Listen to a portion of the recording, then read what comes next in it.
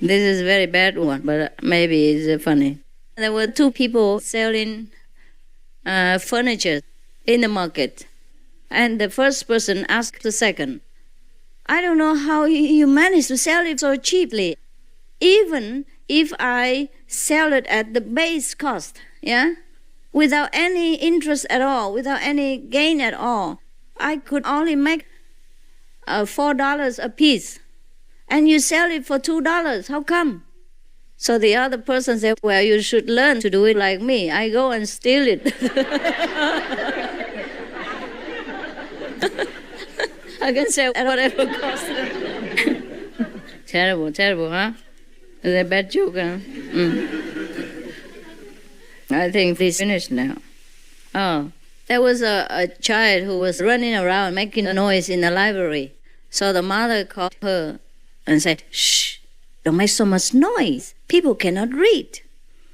So she said, if they cannot read, what are they doing here?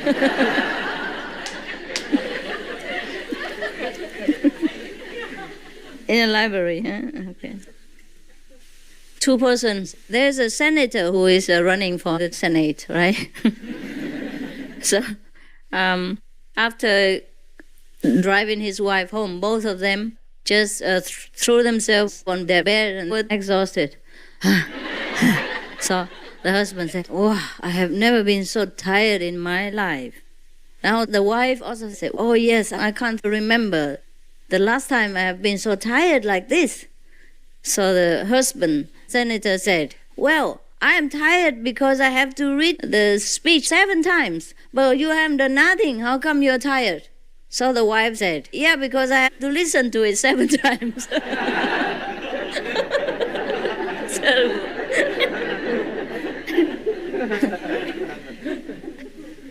Okay.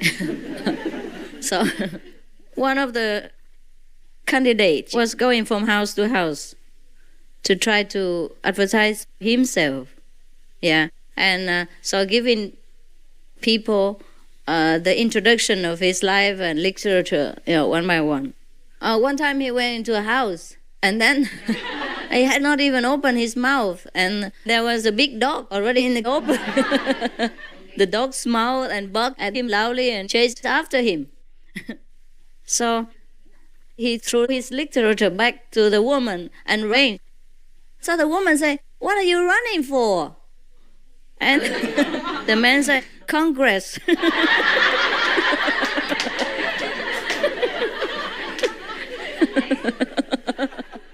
He's running for Congress. You understand? Only the Americans understand that. There was a couple who went for holidays. Yeah. Just like Disneyland or something. And there was one place outside is stated echo point. Yeah? Meaning whenever you speak, it echoes back to you. So the wife told the husband, you try. And the husband said, oh, I think it's silly, but okay, if you want, I will try it. So he talked to the machine. He said, baloney. And nothing happened. Yeah? So he tried again. Baloney. He talked very loud into the machine. Yeah. So nothing happened. So the wife said, try again. And then the husband, with louder voice, tried with all his might, talking into the echo system, saying, I'm the most handsome guy.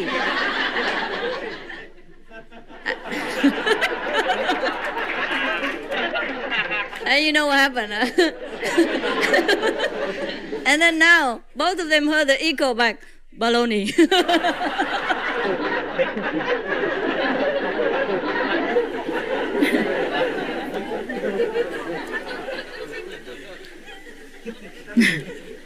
The husband said to his wife, I'm sure all our 3 children, when grown up, will become doctors. So the wife said, how do you know?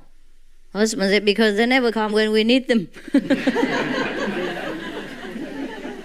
There was a girl who came to a clothing shop and asked the man who sells the clothes, can I try the bikini on in the window there?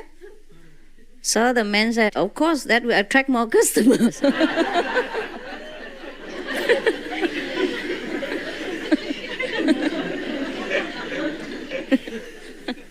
You get it or not?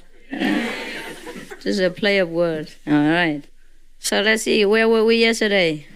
Now let's become serious and try to be Buddha, okay? Where were we yesterday? 38?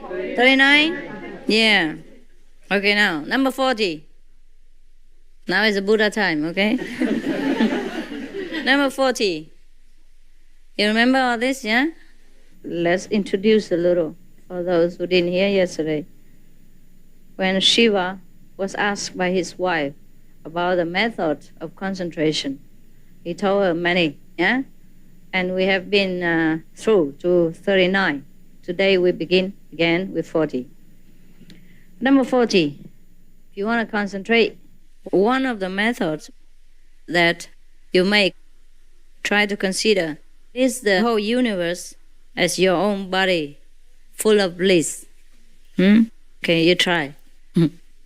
And number 41, if you are married, yeah, while being caressed, he called her sweet princess, enter the caressing as the everlasting life. Just try to turn the situation around so you don't sink into the physical pleasure, but enter the pleasure just as much as the everlasting life. Then you just remember the everlasting life. And whenever you feel like your sense begins to draw you into the physical sensation, then you just stop right there. Stop that. So that's how you block the door of sensations, if you want to. All right? Number 42. At the beginning of sexual union, keep attentive on the fire in the beginning and continuing to avoid the embers at the end. Understand? No. Okay. If you don't understand, then I don't. What he means is that this is another kind of practice people use in Tantra Yoga. People think Tantra Yoga people indulge in pleasure seeking, but it's not true. What they try to do is to satisfy the mind, but not exhaust their body and energy. Maybe they are engaged in sexual activity, but they never let the energy flow out into the empty physical world by not finishing the act of sexual union. You understand? If you don't understand, you're going to ask your doctor. I can't. I can't tell you everything here. If you don't understand, it's good. And you don't have to understand, all right? It's for married people, if they want to practice this. Because sometimes some people cannot avoid having sexual union together due to their body function. And some people have more sexual desire than other people. I have read in the newspapers somewhere that lately in America they have done some research, and the result is that 1 out of 10 couples in America don't have sexual activities together. Or sometimes they have it in the beginning, and maybe a year or many months later they stop it altogether, and they're happy without.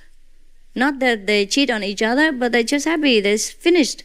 Maybe the time is up and they don't need, they don't desire, they don't have any craving for this sexual drive anymore. And they exist together as husband and wife, but they don't have any physical sexual interaction with each other. That's in America. Maybe elsewhere it's the same thing. Just because people don't do research doesn't mean that it doesn't exist. Therefore you see the nuns and the monks and the priests and the sisters of many different orders, they also exist as human beings, but they don't have sexual appetite. That happens. In case you do, the master here advises that you should not burn up your energy by letting your pleasure come to the climax end. Maybe you love each other and perhaps proceed with the sexual act, but don't finish it. Just like continue to do it but don't finish. And then therefore preserve the desire for each other still all the time. But not exhausting each other and yourself by releasing the energy from within. You understand what I mean? Yeah. Okay. If you don't, then try to ask your doctor about what I mean. Or I tell you in private. Number 43. You do understand? Yeah. Okay. Okay, let me make it clearer. When the husband and wife have intercourse with each other, right? And then later, if they finish it, they feel very exhausted because some of the energy through the form of liquid, will leak out from their body to the outside. And that makes them very tired and exhausted. And they age very quickly.